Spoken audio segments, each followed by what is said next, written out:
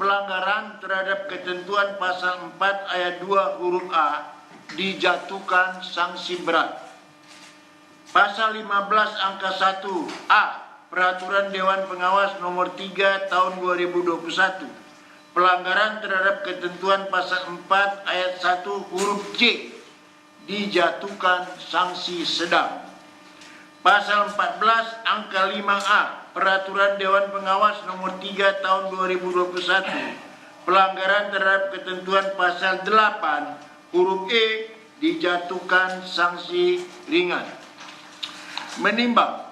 bahwa telah dipertimbangkan di atas, terperiksa telah terbukti secara sah dan meyakinkan melakukan pelanggaran kode etik, yaitu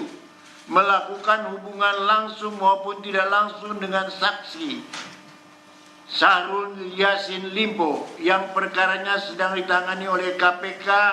dan tidak memberitahukan kepada sesama pimpinan mengenai pertemuan dan komunikasi dengan saksi Syahrul Yassin Limpo yang telah dilaksanakannya, yang diduga menimbulkan benturan kepentingan serta tidak menunjukkan keteladanan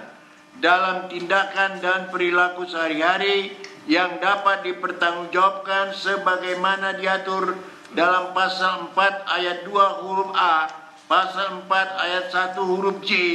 dan pasal 8 huruf E Peraturan Dewan Pengawas nomor 3 tahun 2021. Menimbang bahwa berdasarkan ketentuan pasal 9 ayat 2 Peraturan Dewan Pengawas nomor 3 tahun 2021, dalam hal suatu peristiwa pelanggaran etik terdapat beberapa perbuatan dengan tingkat saksi yang berbeda-beda, maka sanksi yang dijatuhkan adalah sanksi yang terberat. Menimbang bahwa dalam pelanggaran etik yang dilakukan oleh terperiksa terdapat 3 perbuatan dengan tingkat saksi yang berbeda, yaitu pelanggaran pasal 4 ayat 2 huruf A, sanksi berat, pasal 4 ayat 1 huruf J, sanksi sedang, dan pasal 8 huruf E, sanksi ringan, maka berdasarkan ketentuan pasal 9 ayat 2 Peraturan Dewan Pengawas nomor 3 tahun 2021,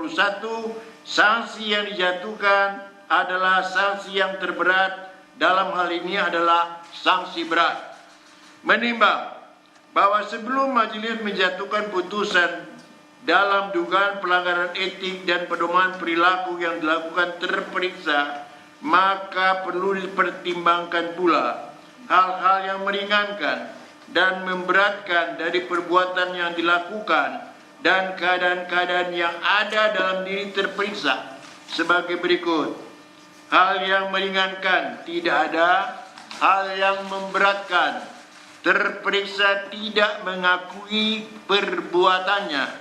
terperiksa tidak hadir dalam persidangan kode etik dan kode perilaku tanpa alasan yang sah, meskipun telah dipanggil secara sah dan patut, serta terdapat kesan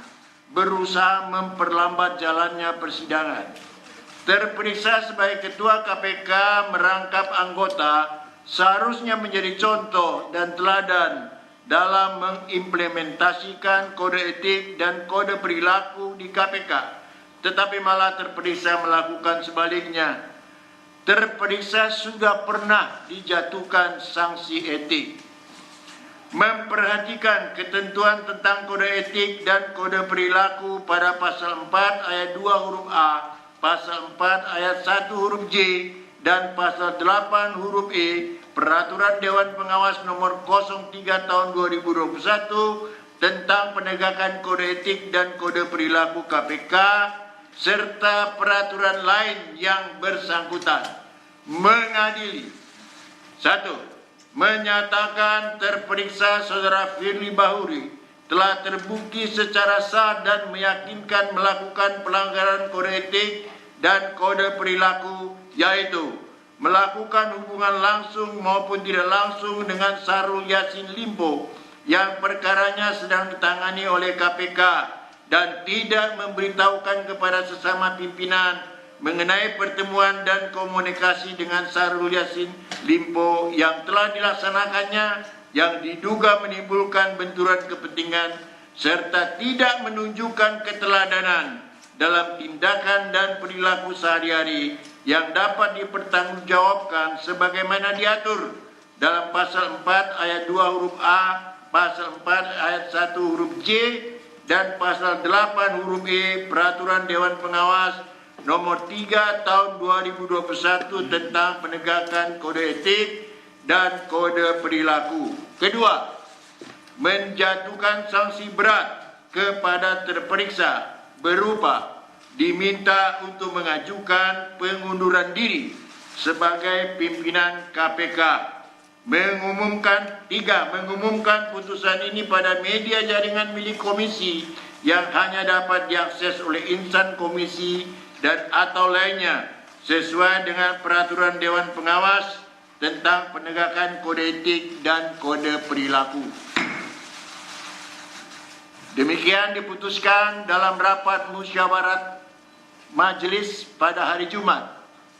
tanggal 22 Desember 2023 oleh Tumpak Katurangan Panggabean selaku Ketua Majelis, Haryono, Albertina, Samsudin Haris, dan Indrianto Senoaji, masing-masing selaku anggota, dan dibacakan pada sidang yang terbuka hari ini untuk umum hari Rabu, tanggal 27 Desember 2023 oleh majelis tersebut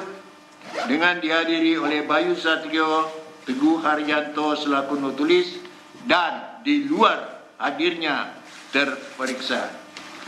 Demikian sudah kami sampaikan, sudah kami bacakan putusan yang berhubungan dengan dugaan pelanggaran etik yang dilakukan oleh Ketua KPK nonaktif.